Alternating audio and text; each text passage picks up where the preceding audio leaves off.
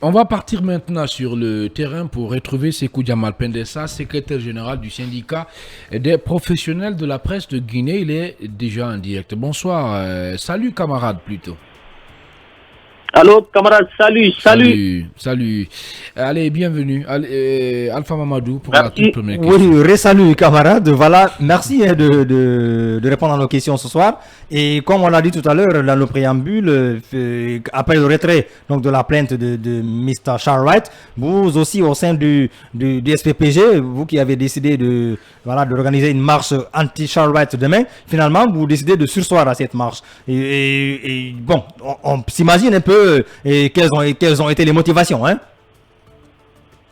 Merci beaucoup. Comme on avait déjà donné tous les détails de cette affaire, on va bondir sur le dernier développement. C'est très tôt ce matin que nous avons reçu la lettre de désistement signée du ministre Charles Wright, lettre dans laquelle il a retiré sa plainte contre nos confrères d'Adafo. Dans la foulée, nous nous sommes retrouvés en réunion du bureau et les membres du bureau ont examiné la lettre et il se trouve que l'objectif recherché dans notre démarche a été atteint à 100%. D'abord, on s'était opposé à ce que les journalistes soient poursuivis sur la base des injonctions illégales parce que ce ne sont pas des injonctions qui devaient être ordonnées dans ce sens. Et puis, il ne devait pas se retrouver à la DPJ, il devait se retrouver devant un tribunal. C'est ce que nous, on a exigé. D'ailleurs, à ce niveau, on est allé au-delà de ce qu'on avait demandé parce qu'ils ne vont même plus au tribunal. La plainte est purement et simplement retirée. On avait exigé à ce qu'il ne soit pas jugé sur la base du code pénal, mais la L002. Bien. Ça aussi, ça s'est obtenu.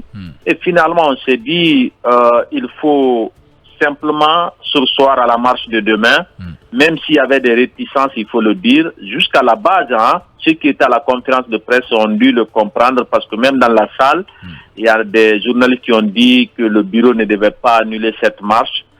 Mais bon, on a demandé à tout le monde d'accepter. C'est la décision du bureau, en tout cas on l'a prise en réfléchissant parce que toutes nos décisions sont bien mûries. Nous les rassurons parce qu'ils disent qu'il fallait envoyer un signal fort, même si la lettre est retirée, il fallait envoyer un signal fort.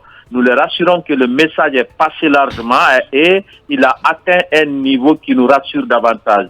Donc qu'il soit tranquille. Bien. En cas d'une nouvelle provocation de la part de qui que ce soit, nous avons une capacité de réaction en une fraction de seconde. Sékou Djamal Pendessa, secrétaire général du syndicat des professionnels et de la presse de Guinée. Mamadou Yaya Baldé. Bien, alors moi je voulais juste dire que à votre égard, la sagesse a prévalu. Maintenant, pour ma question, est-ce qu'il y a eu des médiations, selon vous, des tentatives de médiation qui ont quand même permis à arriver à cette situation-là aujourd'hui? Bon, en principe, nous, on avait toujours dit dès le début que le syndicat ne négocie pas sur la liberté de la presse. C'est un principe chez nous. C'est pourquoi nous n'avons accepté de rencontrer personne pour négocier sur ce sujet.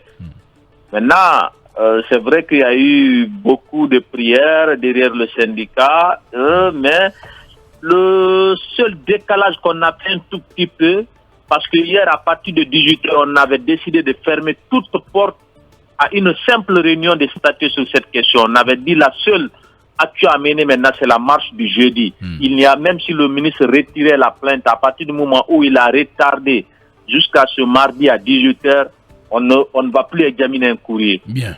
Maintenant, les dernières interventions intervenues hier vers 23h avaient dit alors donnez-nous la chance au moins pour que vous acceptiez d'examiner un courrier si un courrier arrivait. Bien. On leur a dit alors vous avez jusqu'à demain à 9h ou plus tard à 10h parce que nous avons une conférence à 11h. Une fois que la conférence est finie, il n'y aura aucune possibilité de réunion. On ne va plus accepter un courrier. Donc, et c'est pourquoi on nous a réveillés très tôt le matin pour dire que voilà, le courrier que vous avez exigé est disponible. Bien.